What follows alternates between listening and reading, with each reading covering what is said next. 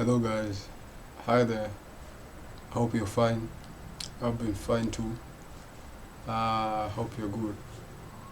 Uh, Today I'm going to talk about a few issues uh, pertaining partners, probably in a let me say in marriage or probably in a relationship, um, and mentorship. So we find that in the ideology for marriage, uh, there are those who say that if you want to marry, you ought to marry a woman, if you're a man, a woman that is younger than you. If you're a woman, you ought to be married by a man who is older than you. Well, and probably the reason for this aspect is that you expect that that man who is older than the woman is more mature, thinks better than the woman, right? You expect that the younger woman probably is better for the man. But if you look at the world today, or probably if you look at our society or community, it doesn't always happen like that. Probably you are aware of a few cases whereby you find the wife in a marriage is older than the man, and the man is younger, but they still cope, right? So how exactly will you, or is this right, or does it mean that it's a wrong thing that has happened or that they're doing, or does that mean that that marriage is inappropriate, right? Well, probably I would say that that notion that the man ought to be older than the woman, probably it's just a basis or a custom thought, probably an expectation pertaining to how things look, right, from the outward. But I think, or probably I tend to that this is more than just outward appearance, right? Why? Because you cannot exactly measure capability by age, right? You may have a person who is very young, but their mind is of one who is much older, or how they think, right? They think in a very much mature manner, right? So that if you put this person, this young person, together with a person who is older, though there is a difference in age, but they may be able to reason the same way, or probably this younger person is able to reason much highly or much better than that older counterpart, right? So this is not exactly about age, right? Because the age is not directly proportional to capability or ability, right? I guess the exact thing should be putting to test. For example, if you went for an interview in the current job market, nowadays actually, I don't know where or who uses papers. If you go to seek a job with papers, they are not going to take any much interest with those papers, right? But they're just going to take a quick look upon them. But they want to really know what exactly is in you. What are you made of? What are you able to offer, right? So probably they will tell you something like, okay, we can see your papers, but now tell us about yourself. What are you able to do? Have you built something? Do you have a portfolio we can see, right? So in that aspect. So it's not about age or that this person is older than that person. And if you ask me, I think that is a pretty biased way to look at things. If you go about looking at if this person is older than me, I won't listen to that person if he or she is younger, because it does not exactly correspond to how those people or that person thinks or their capability, right? And if you take a case, there are people who are slower in maturity or slower in understanding, yet they are old, but their mind tends to be a little slower, or a little or a little less behind, or to their age, right? And some are quick. The minds have developed much quicker than how they have aged, right? So you find that how their mind operates is much more mature, much more developed, or much more highly than where they ought to be, right? So you cannot exactly factor the age. No, man, that would be a very biased way, because if per se the person you ought to seek or to find solution to is a person who is much younger, and you do not want to associate with them because they're young, then you're going to miss very key opportunity, because probably the solution you needed was to that person who you are disregarding. And in the same way, it will not also correspond that if you are older, you are much mature, or probably you think better, you may not correspond to it, right? Like you have said, we will not measure maturity by age. Different people mature differently. Different people have got different mental capabilities, right? Yeah, so it's all about how capable are you, right? And so in the same case, even in marriage, it's about how capable are you to handle this relationship. And also, so pertaining to the factor whereby in a marriage, a woman is older than the man, well, I guess we would portray that ideology. If the man is capable to handle that woman, then well and good. If that man is able to handle the woman, then there is nothing that would be a barrier to that relationship. It would work, right? Because that man is well capable of handling that woman, irrespective of the differences in age, but that man's capability is the difference, right? And also personality, we would key on also personality, whereby you see different personalities have got different needs, right? How people are able to connect and be compatible, you see, the compatibility, whereby we deal with strengths and weaknesses, or withs and withouts. What is missing in this place is on this other party. What misses on one party is available on the other, which causes the compatibility, right? And because of these aspects, sometimes it leads to the woman being older than the man, right? For example, if we have men, for example, if the man has got issues with emotion, right? He's challenged emotionally, or probably he has got a weakness of emotion. Emotionally, he's incapable, right? So such a man who is sick emotionally or incapable emotionally would be far more disadvantaged if that person or that man was paired to a woman who requires too much emotion, right? Or too much emotional food, because this man might not be able to give it. It will be like drawing from a shallow well, and eventually there will be no more water, right? So in such cases whereby the man is probably sick emotionally, has got emotional issues, might be well equipped with an older woman who is stronger emotionally. But anyway, yeah, let me key in the older woman, because just for the factor, but it may not necessarily be the age, right? But it augurs well, right? So we find that this man is able to cope well with this older woman for the emotional basis, right? So the flow of emotion is reversed. So this man in the weakness is able to be filled, right? And so once the man is filled emotionally, right, he's okay emotionally, he's able to function and perform the other responsibilities. And also, this might not be a matter of age, so it's just personality. More so, if this weakness, there's a weakness in this party, and the other person is stronger in that area, then they're able to be compatible, right? So it's a matter of coming to the table, of being on the table and saying, what do you have that I don't? And what do I have that you would need?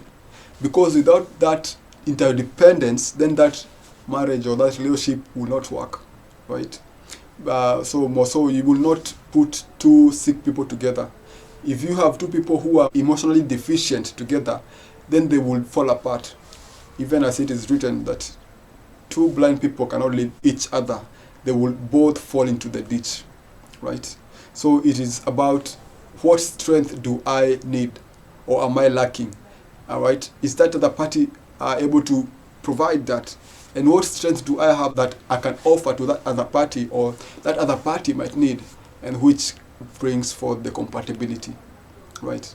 And so with compatibility, if these parties are able to have an interdependence, then they're able to move together, they're able to build something.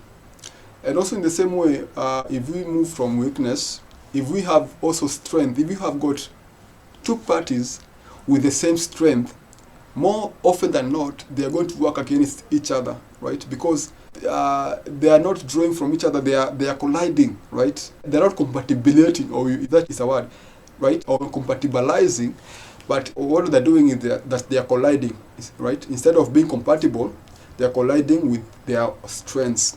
And also in that same case, they're going to fall apart because they do not really need each other, right? Yeah. So, and of course, it will not be the right thing for one party to turn down their strength, because what will be their strength anyway? And so, looking at that, so it's all about personality and capability.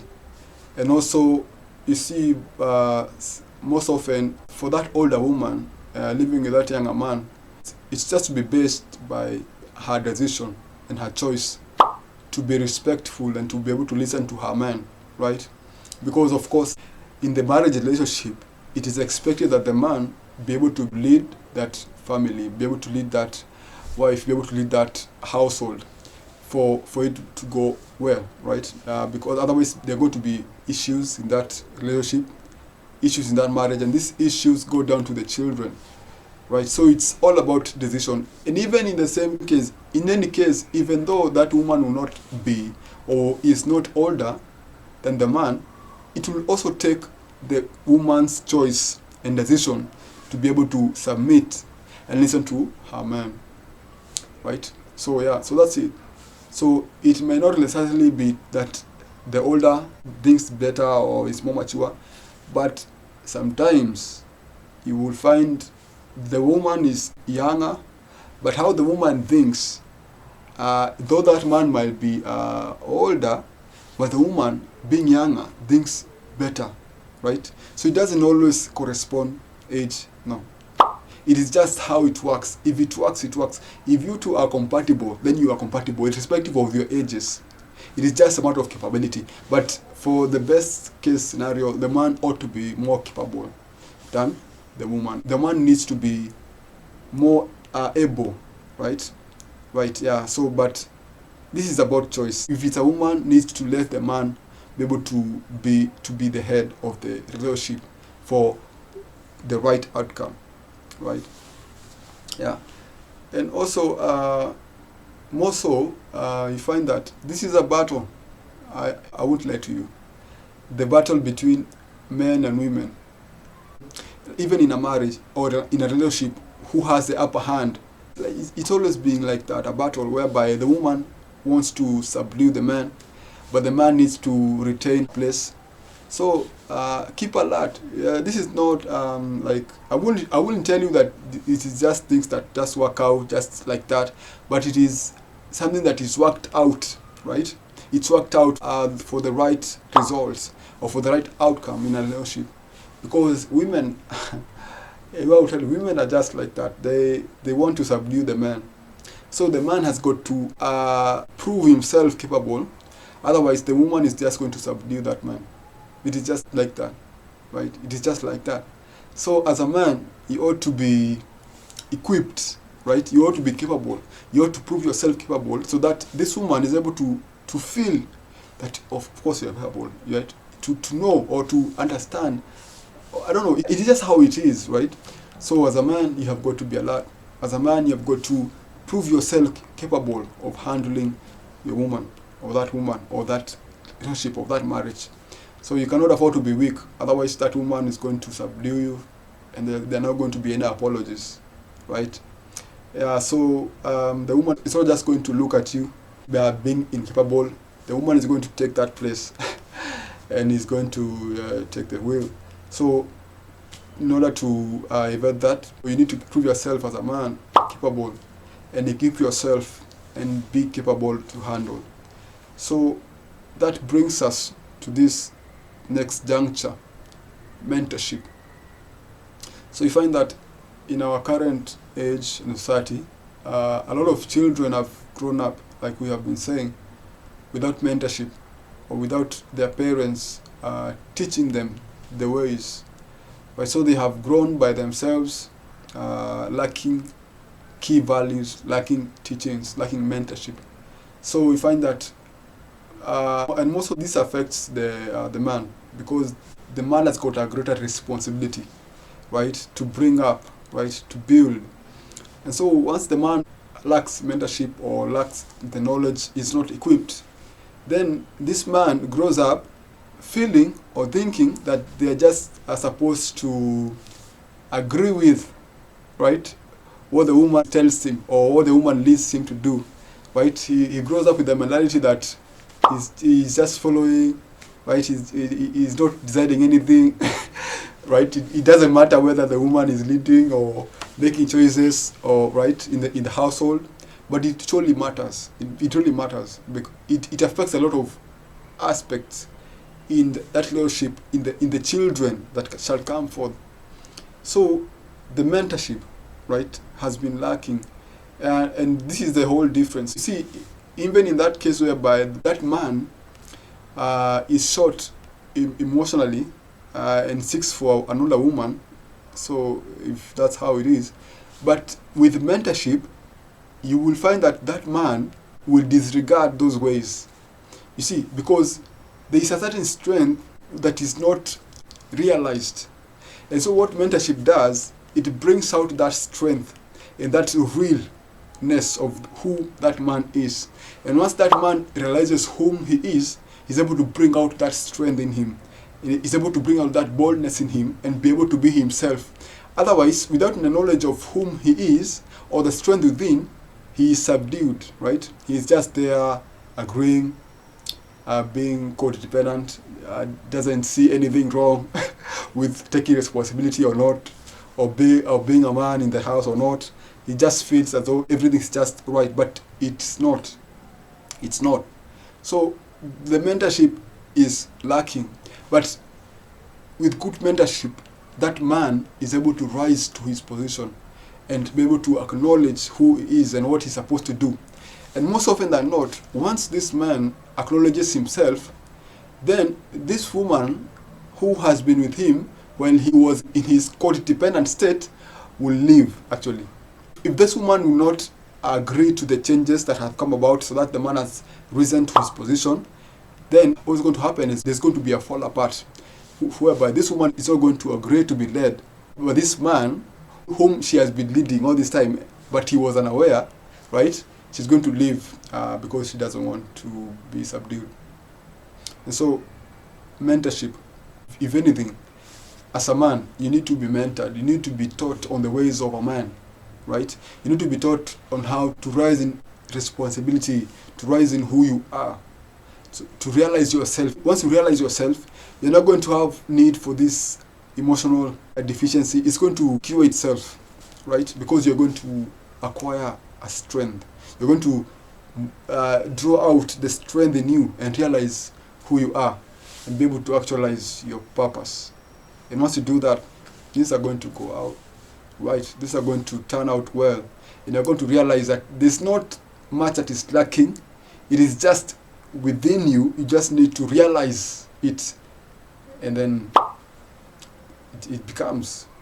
And once you realize that, then I'm sure that your wife is going to be happier, because your wife is going to get the man that she needs, right? Not the man that needs her and is crying and wailing and having emotional issues and I don't know, being dependent. But as a man, you're the person, or you're the one whom your wife should depend to and be able to cry on your shoulder, be able to be supportive, be able to be stronger, right? So where we started, it's not exactly about age, but capability.